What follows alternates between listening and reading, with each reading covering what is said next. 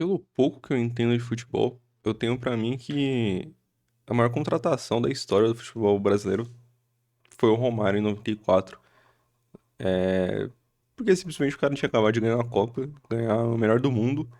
Jogava no Barcelona na época, se eu não me engano, né? E simplesmente resolve voltar pro Brasil porque ele queria, sei lá, se sentir feliz, curtir a vida como era aqui no Brasil, no lugar dele, na terra dele, na cidade dele.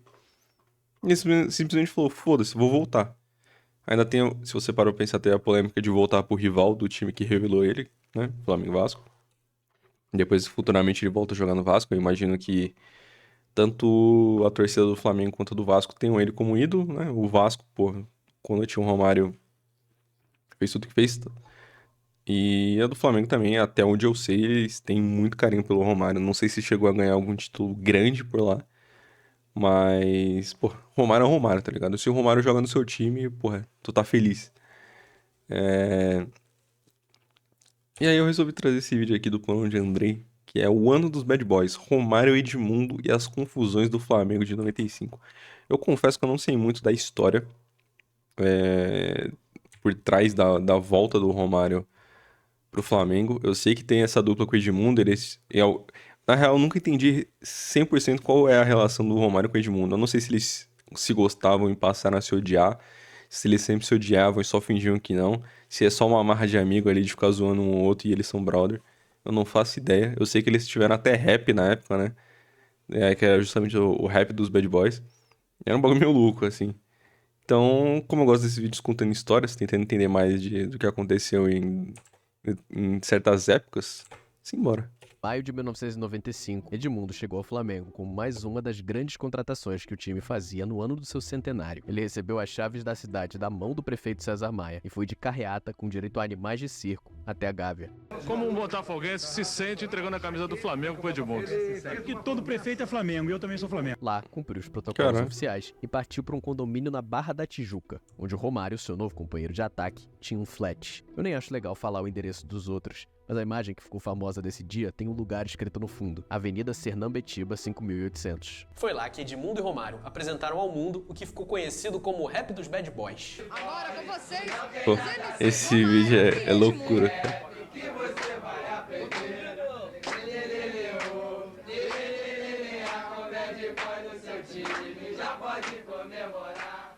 É o rap do Bad Boy. Essa música me marcou muito a ponto de eu saber ela inteira, mas recentemente eu descobri que eu não sabia nada sobre ela. O melhor jogador do mundo e o melhor jogador do Campeonato Brasileiro anterior, juntos cantando um funk autobiográfico. Eles foram pro estúdio gravar? Eles escreveram a letra? Quem escreveu essa letra?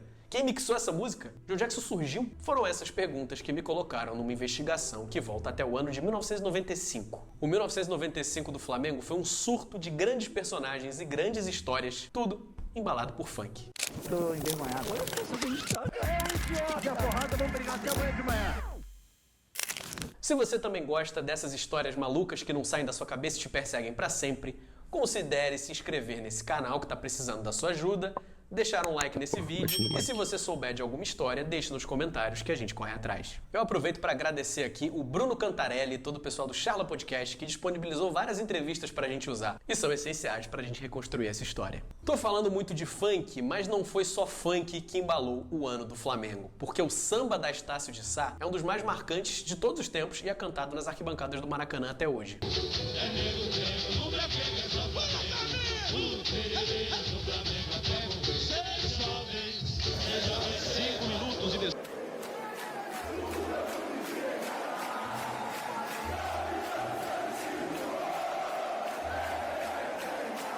Outra coisa que teve muito em 95 no Brasil foram carreatas. A primeira delas, a do novo presidente Fernando Henrique Cardoso, recém-possado. Aí o trajeto final, os últimos momentos antes de ele se tornar efetivamente Mano, é presidente incrível da República. que tem certas coisas que sempre te remetem a outras. Eu não consigo mais ver um presidente andando em cima de um carro, ou papa, ou qualquer coisa, que eu sempre lembro do assassinato do John Kennedy, tá ligado? É impossível ver qualquer pessoa andando assim e se exibindo em cima de um carro sem imaginar essa cena.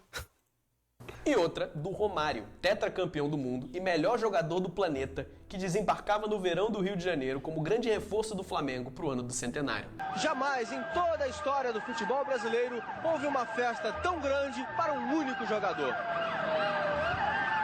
Pô, deve ter sido uma loucura sem igual, O né? arrastão do baixinho faz o Rio esquecer qualquer problema. E a chegada na sede do Flamengo é apoteótica. Algo assim que só o melhor jogador do mundo poderia merecer. Nada fazia sentido. Em crise no Campeonato Espanhol, o Barcelona não tinha motivo nenhum para liberar o melhor jogador do mundo. Mas o Romário é o Romário, e geralmente a vontade dele de fazer alguma coisa conta mais do que a lógica mais elementar. Romário conseguiu a liberdade do Barcelona. Os dirigentes do clube espanhol não queriam que Romário saísse e dificultaram ao máximo a negociação. Eu estou deixando o Barcelona hoje porque eu creio que agora veio o momento de voltar a meu país, estar junto de minha família, meus amigos. Não, isso é muito pica, pô. Eu vou ao Brasil, a minha casa, a minha gente, e para defender. O cara já tava na Europa há anos, melhor do mundo, ganhou a Copa, pica pra caralho. Falou, foda-se, vou voltar pro Brasil, quero voltar pro Brasil. Quero morar no lugar da onde eu vim, na cidade que eu amo. E foda-se todo mundo que vocês pensam, eu tô vazando. Porra, isso é muito pica. Isso é a cara do Romário, pô. São pouquíssimos jogadores que você consegue imaginar tendo a peita de fazer isso, tá ligado? Muito louco. O equipo mais conhecido, mais importante de toda a Sudamérica. Como disse Nelson Rodrigues Filho em sua coluna no Jornal dos Esportes, um cala-boca em relação às críticas feitas à nova diretoria do Flamengo, que ameaçou formar uma seleção sideral e nada aconteceu. O Romário chegava como estrela da companhia para dividir um ataque com uma joia da base rubro-negra que já tinha despontado no ano anterior, chamada Sávio. E para comandar essa máquina de jogar bola, o técnico mais promissor daquela época, Vanderlei Luxemburgo, que tinha acabado de ser campeão brasileiro pelo Palmeiras, vivia o auge da sua carreira e todo mundo ficava perguntando para ele quando é que ele ia assumir a seleção brasileira. Eu sempre falo que eu vou ser treinador da seleção brasileira, não sei quando. Eu estou me preparando para isso.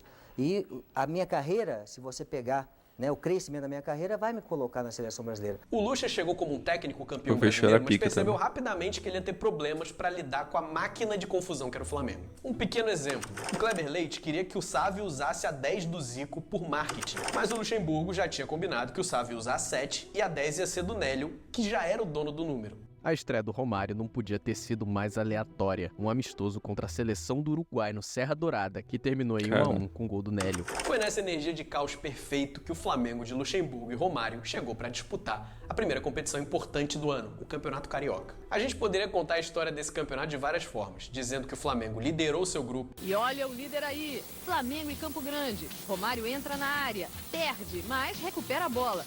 Mas é Sávio, oportunista, que faz Flamengo 1-0. Sávio, com a camisa 10 de contrato renovado até 96, deixa Romário na cara do gol, 2-0. Dizendo que o Flamengo ganhou a Taça Guanabara. Não, manda com o Márcio Teodoro. Ih, olha o que o Márcio Teodoro fez. Romário e agora pintou o gol. Mas se não me engano, perde a final Na pro verdade, Flu, né? tudo se resume ao gol de barriga do Renato Gaúcho. Perder o Campeonato Carioca, que na época, pra gente colocar em perspectiva, era muito mais importante do que é hoje, era um sinal de que as coisas não iam bem. O primeiro de que tinha algo errado. O Luxemburgo até dirigiu o Flamengo mais alguns jogos, mas não aguentou e pediu pra sair. Não sem antes protagonizar esse grande momento em que ele alega ter sido agredido pelo Filipão num jogo contra o Grêmio pela Copa do Brasil. Caralho. Me agrediu de graça. É um idiota fazer uma coisa dessa. Um profissional de futebol agrediu o outro de graça. É um estúpido. O Vanderlei tinha feito um trabalho até então muito bom. Nós fomos finalistas da Copa do Brasil, semifinalistas da Copa do Brasil. Saímos pro Grêmio na semifinal porque era questão de gol fora e tal. Então ali se achou que estava tudo perdido, tudo errado e tinha que ter feito uma mudança radical. Então esse foi o grande problema. Porque se a gente, na verdade, mantivesse aquela estrutura com o Vanderlei, aquele time, de repente 2, 3 contratações pontuais para o segundo semestre, a gente podia ter feito coisas melhores. Na sua lendária coluna Geraldinos e Arquibaldos, no Jornal dos Esportes, o comentarista Washington Rodrigues lamentava a saída do Lucha, mas ele dizia que a diretoria perdeu o comando e que a solução ia ser começar tudo de novo. A diretoria do Flamengo correu atrás do técnico do Fluminense, que tinha sido campeão, o Joel Santana. Mas o Joel recusou e a diretoria foi atrás do Edinho, que tinha sido técnico do Flamengo um ano antes, para tentar solucionar essa bomba relógio que era o vestiário do Flamengo.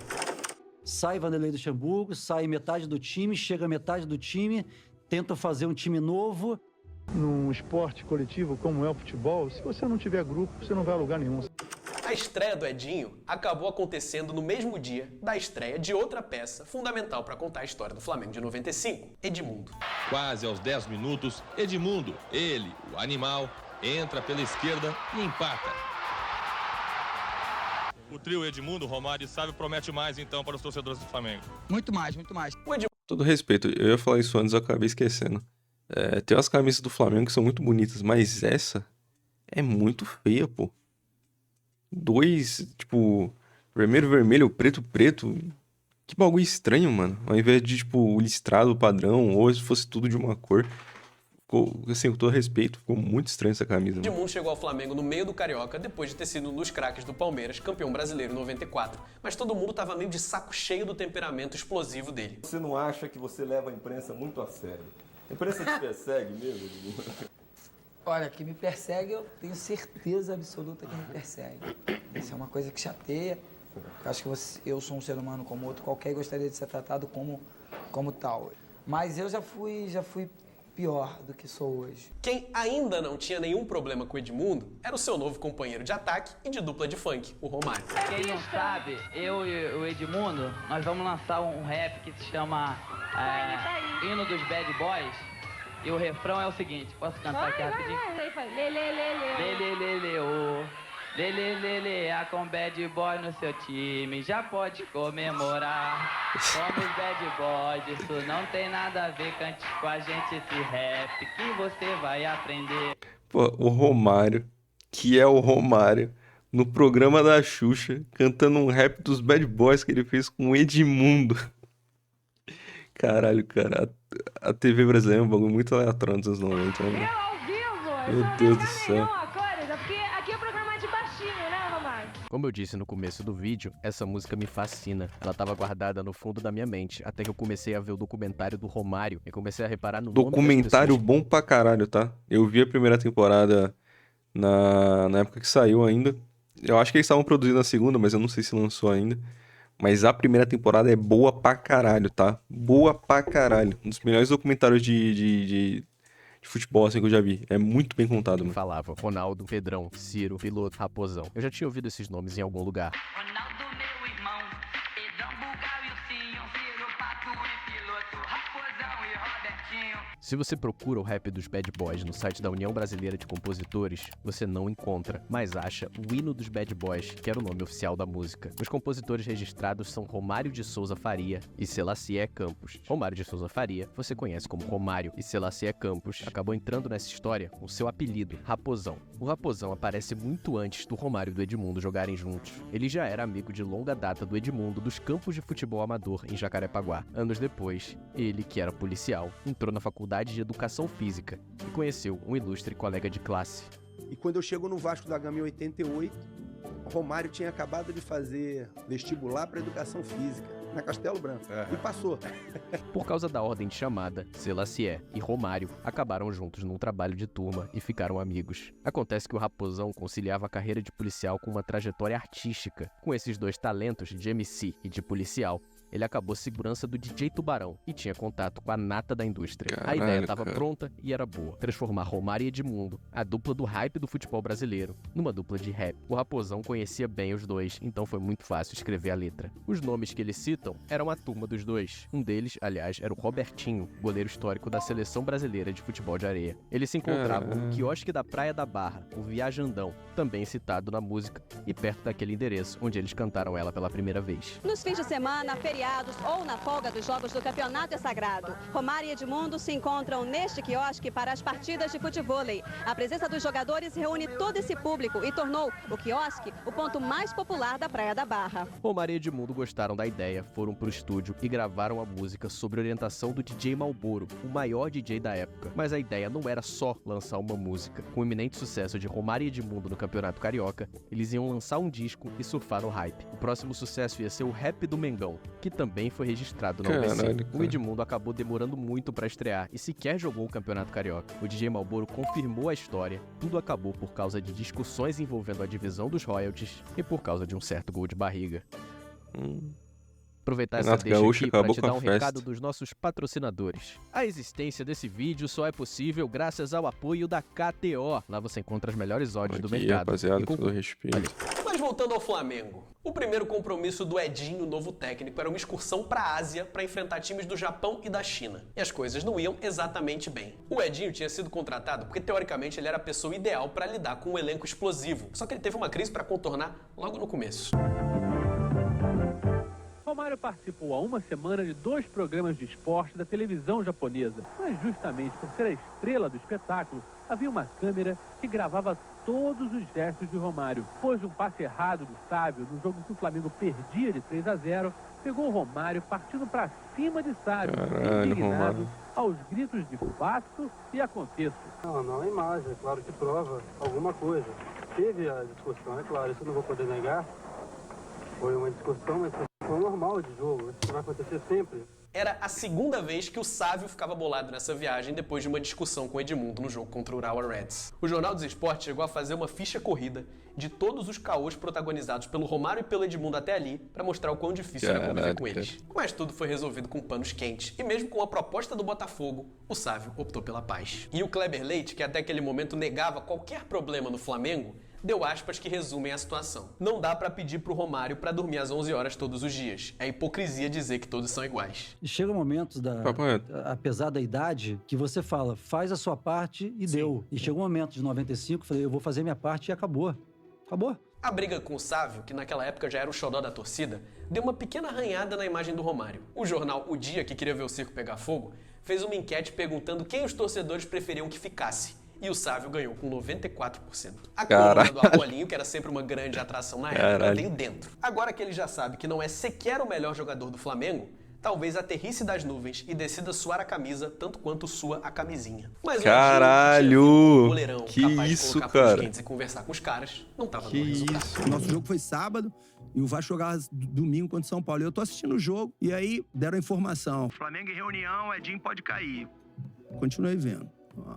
Edinho caiu. O Flamengo já tem um novo treinador. Paulo César Guzmão. Eu falei, o quê? Eu falei, nem eu sei. Chego na Gávea, vou lá, o Kleber. Não, chega com esse negócio de treinar goleiro. Eu falei, não, Kleber. É o que eu quero.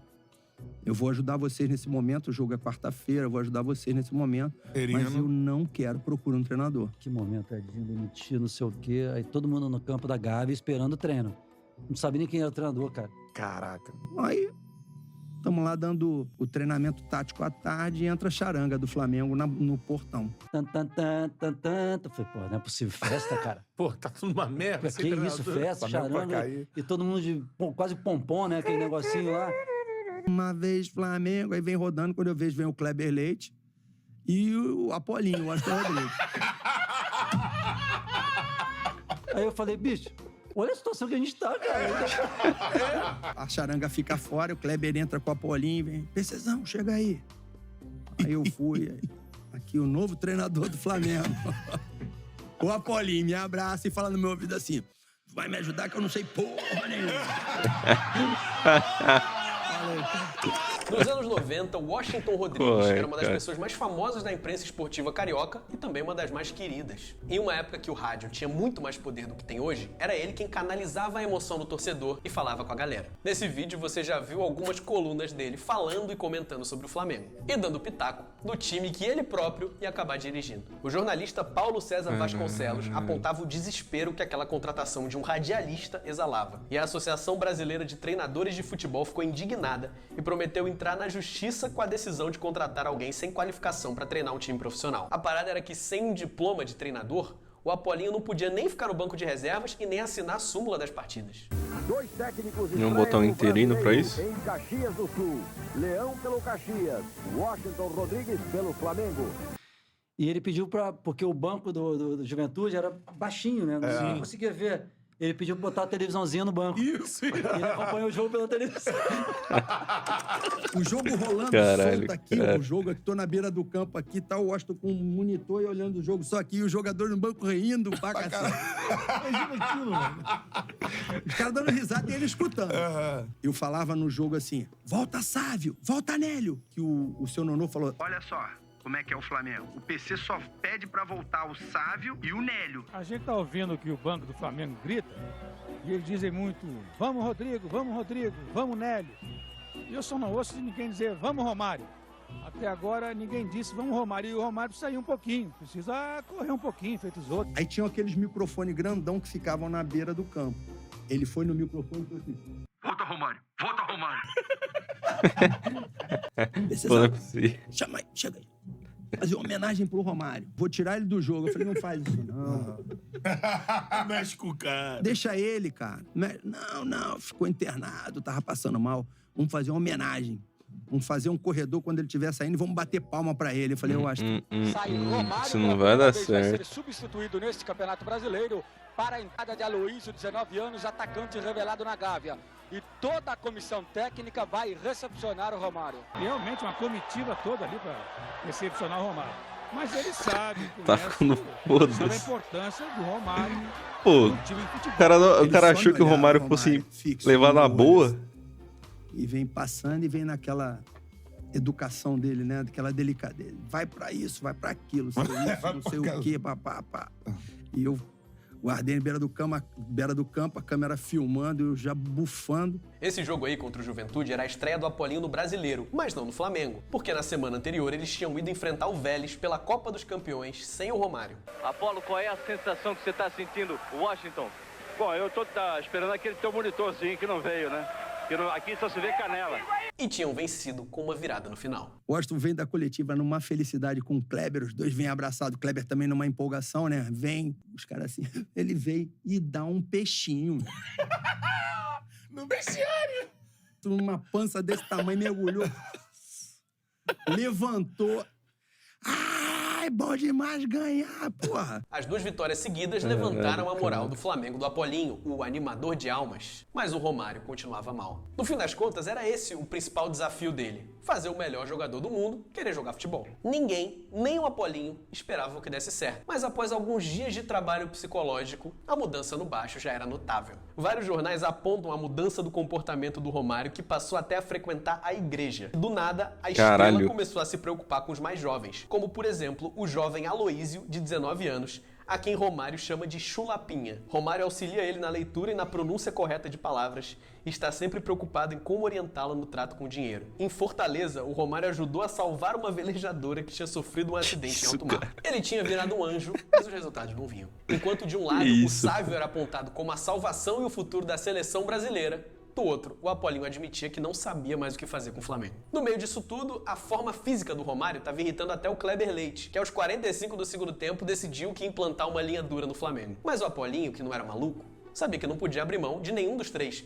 E não era nem por uma análise técnica do time, não. Era por contrato. Nessa matéria do André Baloco e do João Pedro Paz Leme, o Jornal do Brasil revelou que caso um dos três não jogasse, a cota destinada ao Flamengo por jogo podia diminuir. Com o brasileiro indo pro brejo, o Flamengo decidiu voltar suas atenções a um campeonato novo, que tinha acabado de começar. A Supercopa dos Clubes Campeões da Libertadores. Os craques do Mengão em mais um show. É o que reuniu todos os clubes que já tinham sido campeões da Libertadores para disputar um torneio, foi isso? Fazer bonito em pelo menos um torneio Ou foi em no outra ano do seu época? centenário. E foi nessa Supercopa que vieram os grandes momentos do Apolinho no Flamengo. Com o Romário 2 quilos mais leve, o Flamengo chegou para a partida de volta contra o Vélez, sabendo que jogava o seu ano naquela partida. Um empate era suficiente para avançar contra o time argentino, que naquela época era campeão do mundo. Um jogo que entrou para a história do futebol sul-americano por várias razões. Ih, rapaz, o número 11 deu um murro no Edmundo dentro É desse jogo que vem a clássica porradaria, que o Romário já chega na voadora.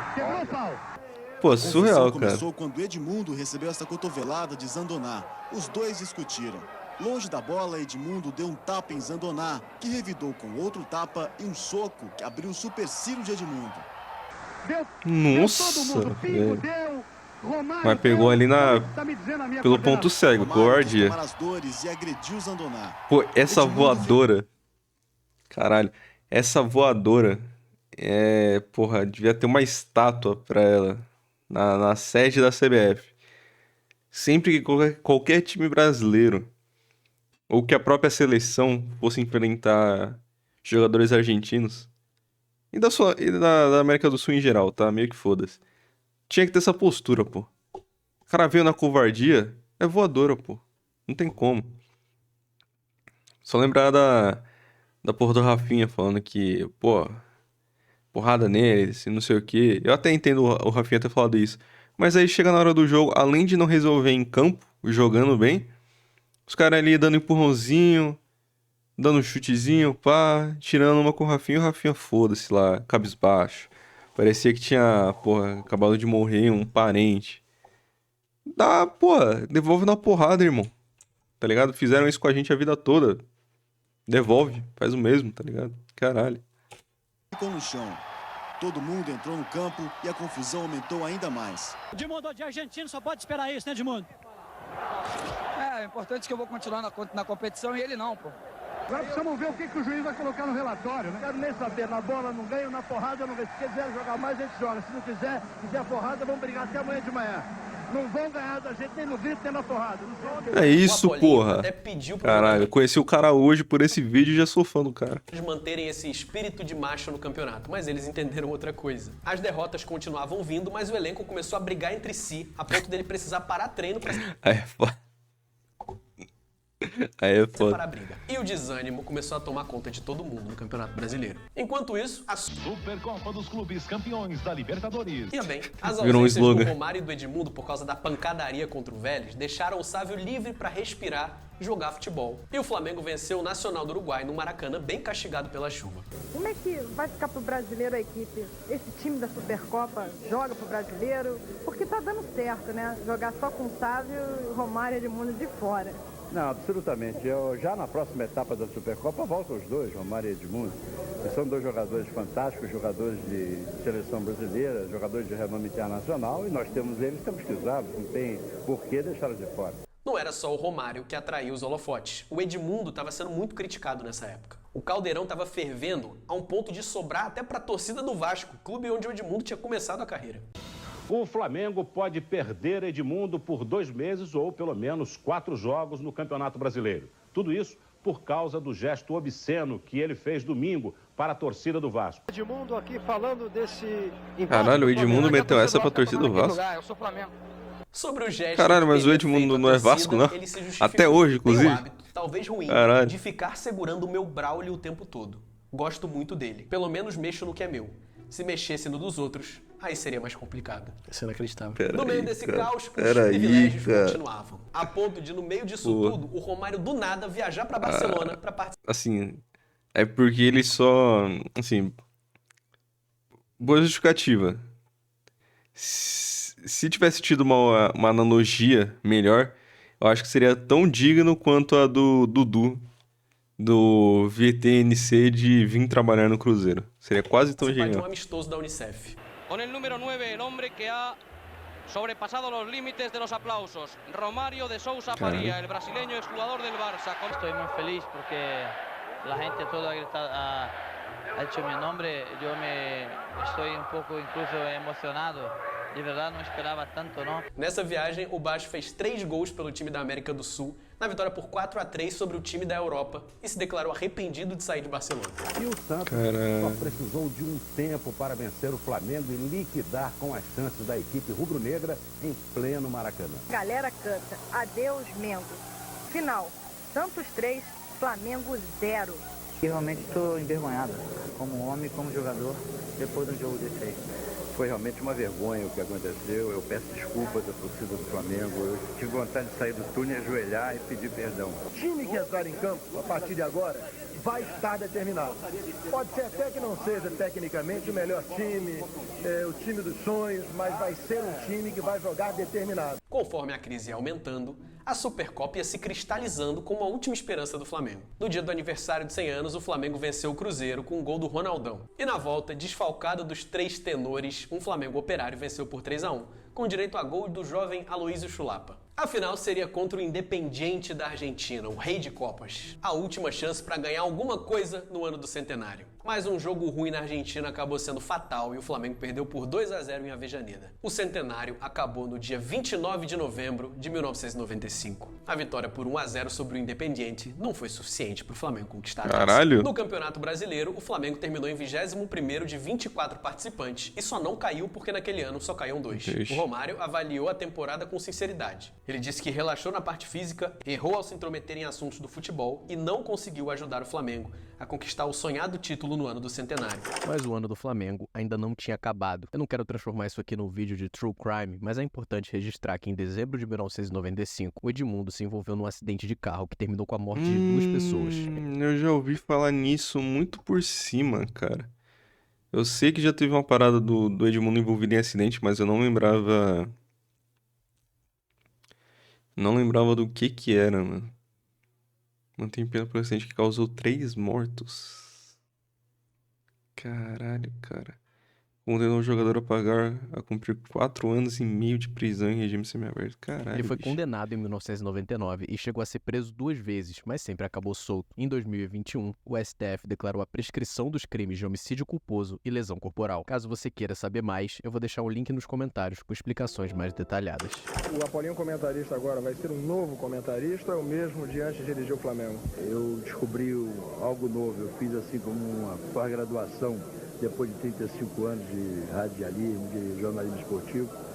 Eu acho que aprendi demais aqui, mais nesses 3 meses do que nos 35 anos. A passagem do Apolinho acabou nem sendo a tragédia que tinham pintado que seria. E ele se mostrou bem incomodado de ser tratado como uma espécie de farsante, já que a imprensa sempre batia na tecla de que quem escalava o time e mandava em tudo era o auxiliar dele, o Arthur Bernardes. Depois da aventura, o Apolinho voltou a ser comentarista. E ainda teria mais uma passagem pelo Flamengo em 98 como diretor, mas a dele era realmente o microfone e a caneta. Nesses mais de 100 anos de futebol brasileiro, a gente já teve, obviamente, muitas grandes histórias, mas é difícil achar um ano mais surreal na história de um grande clube brasileiro do que o Flamengo de 95. Realmente. Temos. Caralho. Que vídeo bom, mano. Eu não imaginava que essa história acabaria sendo tão boa assim. Porque, que nem eu falei, eu já sabia que os dois tinham jogado juntos, sabia que tinham jogado juntos no Flamengo. Eu não sabia se eles já tinham jogado juntos pelo Vasco. Porque eu sei que o Romário posteriormente acaba voltando pro Vasco depois, que ele até joga... se eu não me engano, ele é campeão da Libertadores com o Vasco, né? E eu não sei se ele chegou a jogar de novo junto com o Edmundo no Vasco. Mas eu já sabia que os dois tinham jogado juntos, sabia dessa história do rap, por exemplo. Mas que eu também não lembrava se eles tinham ganhado algum grande título pelo Flamengo nessa época. Aparentemente não. Mas eu não imaginava que era tudo repleto por tantas histórias assim, tá ligado? A parada do acidente que foi trágica, mas essa troca constante de técnicos, meio que esse extracampo dos dois, em alguns momentos se gostavam, mas aí também tretavam com o Sávio, e o Sávio resolvia dentro de campo, e o Romário, que é pica, não tava conseguindo desempenhar o tanto que se esperava. Cara, eu esperava muita coisa desse vídeo aqui, mas eu não esperava que ia sair tão surpresa. Acho que esse foi um dos vídeos que eu mais me amarrei em assistir, em descobrir a história de alguma coisa dessa época do futebol, mano. É simplesmente fascinante, tá ligado? Principalmente se você lembrar do Romário cantando o rap dos Bad Boys no programa da Xuxa. Pô, isso é impagável.